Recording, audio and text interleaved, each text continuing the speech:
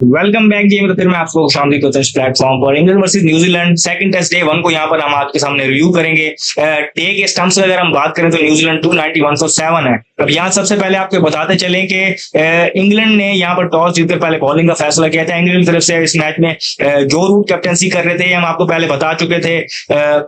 Gus Atkinson और Ben Stokes available नहीं थे, उनकी चेंजेस होना वो वहां पर बिल्कुल जिस तरह मैंने पहले बताया था वो चीजें ऑन द कार्ड्स थी। इसके अलावा 2 चेंजेस हुई, वो भी फोर्स चेंजेस थी। जिस तरीके से ओली रॉबिन्सन ने पहले मैच में उनके लिए परफॉर्म किया था, वो इंजर्ड थे, वो इस मैच के लिए अवेलेबल नहीं थे, वो बाहर हो गए। ये तीसरी फोर्स चेंज थी। और चौथी चेंज होती वो जेमी स्मिथ की थी, जो उनके विकेट कीपर बैटर है, वो भी फैमिली कमिटमेंट की वजह से अवेलेबल नहीं थे। तो ये चारों फोर्स चेंजेस थी उनकी तरफ से। तो यहाँ पर हमने देखा कि इंग्लैंड से 3 डेब्यूटेंट खेले।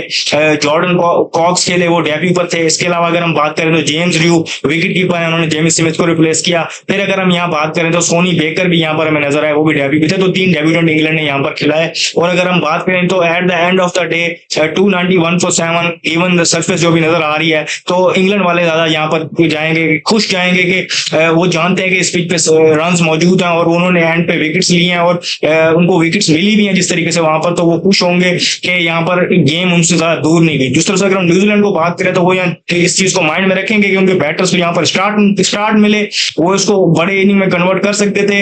अर्ली ऑन जब वो पिच फास्ट बॉलर्स को असिस्ट कर रही थी, उन्होंने वो पीरियड गुजार लिया, उनके बैटर्स को यहाँ पर स्टार्ट मिला। उसके बावजूद वो उसको उनमें से कोई भी बैटर ऐसा नहीं था कि जो उस स्टार्ट को बड़ी इनिंग में कन्वर्ट कर सके। तो वो एक चीज वो जिसे कहते हैं कि डिसअपॉइंट होंगे उस चीज से कि वो उस चीज का फायदा उठा सकते थे जिसका उन्होंने नहीं उठाया। और अब इस पिच पे अब जिस तरह हम देख रहे हैं कि आज नजर आया कि रन अवेलेबल हैं और वहां पर इंग्लैंड वाले ये चीज जानेंगे, तो इसलिए वो आज के दिन से खुश हो जाएंगे ज्यादातर और गेम में हेड वो नजर आएंगे। यहाँ पर इस तरह मैंने आपको बताया कि न्यूजीलैंड के बैटर्स को स्टार्ट मिले। तो हम यहाँ देखें तो हमें नजर आया स्टार्ट जिस तरीके से हम उनके टॉप ऑर्डर की बात करें, लेथम को वहां पर स्टार्ट मिला।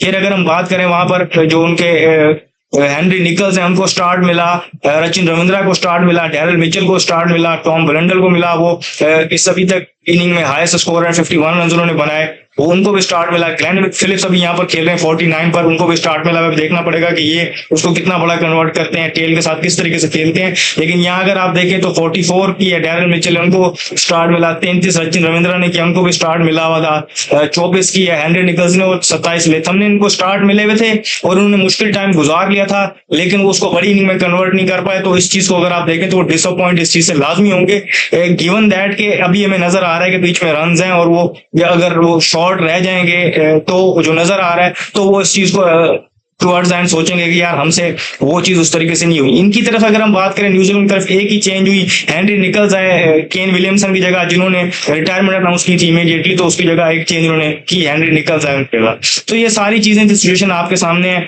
अब आज के टेस्ट मैच को अगर हम देखें तो नजर आया यहाँ पर एक जिसे कहते हैं क्लासिक टेस्ट मैच क्रिकेट नजर आती है हमें, वो नजर आई। हम जानते हैं कि ग्लेन फिलिप्स एक अटैकिंग बैटर हैं, T20 सर्किट में उनका एक नाम है और वो हम जानते हैं कि कोई खेलना पसंद करते हैं। और आज भी अगर हम देखें तो जिस तरीके से आए तो उनको एक क्विक फायर स्टार्ट यहाँ पर मिला हुआ था। लेकिन हमने देखा कि आखिरी सेशन में वहां पर हमें नजर आया कि जिस तरीके से वहां पर जोफ्रा आर्चर ने बॉलिंग की और वो एक क्विक फायर स्पेल से गुजर रहे थे और एक्सटेंडेड स्पेल थी उनकी, कंसिडरिंग हम जानते हैं कि वो इंजरी प्रोन है, उसके बावजूद हम देख रहे थे कि जो रूट जो कैप्टनसी कर रहे हैं तो वो उनको वहां पर कंटिन्यू कर रहे हैं। तो वहां पर जो स्पेल देखने को मिला और वहां पर ज्यादा रन नहीं बनाए वहां पर ग्लेन फिलिप्स ने, लेकिन जिस तरीके से वो सर्वाइव किया उन्होंने, वो एक क्लासिक टेस्ट मैच वाली फीलिंग थी, वो देख के बड़ा मजा आया वहां पर हमें। इस बॉलिंग की अगर हम बात कर ही रहे हैं तो इंग्लैंड के बॉलर्स की यहाँ बात करें तो जो डेब्यू पे थे सोनी बेकर, उन्होंने 2 विकेट्स लिए हैं। यहाँ पर 2 विकेट्स जेकब बैथल ने लिए हैं और एक विकेट अगर हम बात करें तो बाकी पेसर्स ने यानी कि आर्चर ने, फिशर ने और जॉश टंग ने एक विकेट हासिल किए। तो इस तरीके से ये इंग्लैंड की बॉलिंग अटैक रहा है। इंग्लैंड ने बॉलिंग बड़ी अच्छी की है, अर्ली ऑन भी बड़ी अच्छी बॉल की न्यू बॉल के साथ, और मिडिल फेज में भी हमने देखा है कि उन्होंने उस तरीके से वो लूजनेस नहीं किया और बड़ी अच्छी स्पेल की और उसका फायदा आके उठाया। हमने देखा है कि जेकब बैथल ने जो लास्ट बॉलर ट्राई किया इंग्लैंड की तरफ से वो आए, उन्होंने पहले एक सेटल बैटर टॉम ब्रंडल को आउट किया, उसके बाद उन्होंने देखा कि नेथन स्मिथ किस तरीके से एक फुल टॉस पे एक शॉट खेल के इस तरीके से आउट हुए। टॉम ब्रंडल की शॉट भी यहाँ पर अंडर जिसे कहते हैं स्क्रूटनी आनी चाहिए कि जिस तरीके से उन्होंने शॉट मारी है वो ऑन नहीं थी। सेम अगर हम बात करें तो डैरल मिचेल की भी जाएगी। तो इस तरीके से देखें तो वही वाली बात फिर आ जाती है कि न्यूजीलैंड बैटर्स ने, जिसे कहते हैं कि लैक ऑफ एप्लीकेशन नजर है उनकी तरफ से। सेटल होने के बाद इस पिच पे यहाँ पर बड़े रन बनते थे, और वो अगर आप किसी भी बैटर से पूछेंगे, जिस तरीके से टॉम लेथम है या रचिन रविंद्रा, ये सीजन बैटर्स हैं, टेस्ट क्रिकेट में ये रन्स करना जानते हैं, बड़े रन्स करते हैं। अगर हम यहाँ पर डैरल मिचेल को भी शामिल कर लें तो ये जानते हैं कि टेस्ट मैचेस में बड़े रन्स किस तरीके से होते हैं। तो वो उनसे आप पूछेंगे तो वो कहेंगे उनकी तरफ से लैक ऑफ एप्लीकेशन नजर है, जिस तरीके से वहां पर विकेट्स दी हैं।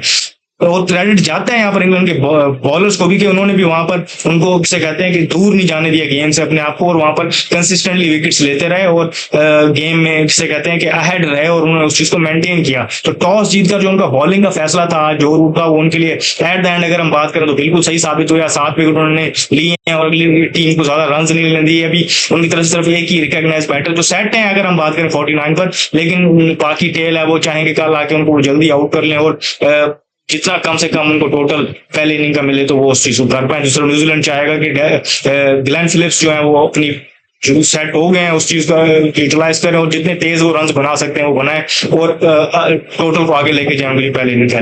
जो भी फर्दर अपडेट होंगे मैं आपको देंगे। इस वीडियो में फिलहाल इतना ही, शुक्रिया। अल्लाह।